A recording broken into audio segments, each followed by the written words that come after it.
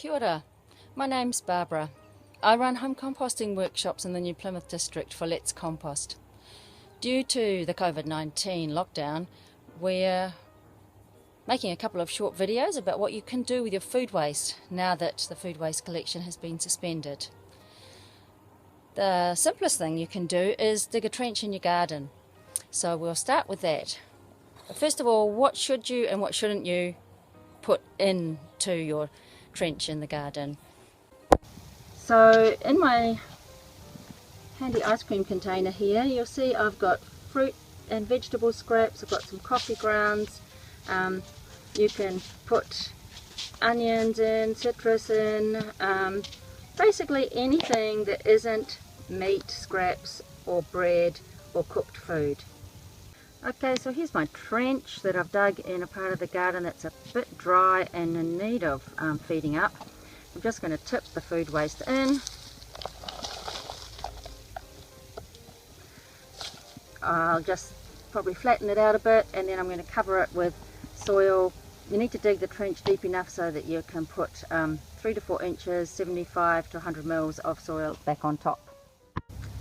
So now I've covered it up, and you could plant shallow rooted things like lettuces and rocket, that kind of thing, on top straight away if you wanted to, but within a few weeks what's underneath will have started to release its nutrients into the soil, and yeah, if you're wanting to plant carrots or those kind of things, leave it a little bit longer.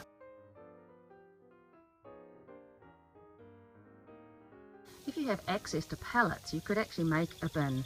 So wooden pallets untreated, you just need 3 to make a U, and some way of making them stand up, which you can just tie them together at the corners with string or rope, or use some waratahs if you've got some. And if you have 4, then you can obviously have a 4-sided bin, but a U is fine. The minimum size you want if you're making your own bin or using a heap would be 1 metre square. That's so that enough moisture is retained in the inside of the bin. So once you've put your food waste in your bin or your heap, you do need to cover it with a layer of something that's higher in carbon. So you see this handy chart here that's got things that are rich in carbon and things that are rich in nitrogen. That's the secret to making a cold compost, is to get those in the reasonably right proportions. Some other high carbon things you can use are dried grass clippings. If they're fresh, they count as a high nitrogen layer, and you can use those fresh green grass clippings, but not a very thick layer, because they tend to go anaerobic, and you actually want a bit of air in your compost heap.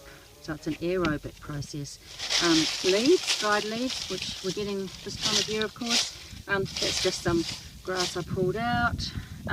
You can also use like tissues and ripped up paper, ripped up cardboard. If you're using paper and cardboard, you might want to just give them a bit of a water, because they can be, obviously they're quite dry.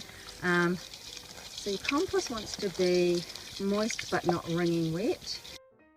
And once you've put your layer of browns on top of your greens, then put the lid on. Now over time, the volume will actually go down as it starts to decompose. The microbes and the worms do their thing. And at some point you have to decide to leave that bin and move to a second bin. So you do need a second bin or a second heap. This one here has been sitting for a few months while I fill the other one. So this is what's under the layer of the dried stuff that was on the top. And if I dig into that, we might start seeing some worms. Oh yeah, there's a compost worm. Now that's just come, I haven't added them. So if you give them the right conditions, they will come when I do come to use the compost. Anything that is in this kind of condition, I just put it into a pile to feed back into the next compost. And here's some compost that came out of the bin last time I harvested some. So I haven't used it all yet. You can see it's actually got a bit dry because it's been sitting here a bit long, even though it's covered. But when I go through it to use it, that's half an avocado pip. That'll just go back. I'll keep a keep one of those tubs handy and just throw all the things I want to put back in the compost into the tub, and bingo. You might get the odd stick as well that you don't want in your garden, fruit pips, but they're not a problem.